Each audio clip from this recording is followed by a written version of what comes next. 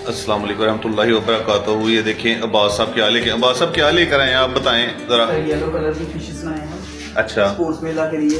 अच्छा अच्छा अच्छा अच्छा, ये देखिए अभी हम इनको अब्बास साहब ये तो जिंदा है।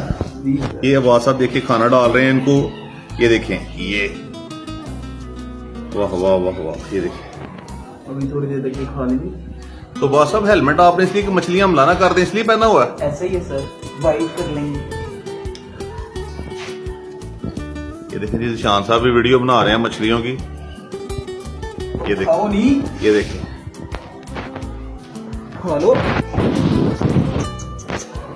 खा लो खा लो खा लो। तो ये थी जी फिश जो कि अब्बास साहब लेकर आए हैं और ये अब स्पोर्ट्स गाला की जीनत बनेगी। खा ले यार, अब्बास साहब भूखी नहीं है अभी वो। खा रही खा रही खा रही है।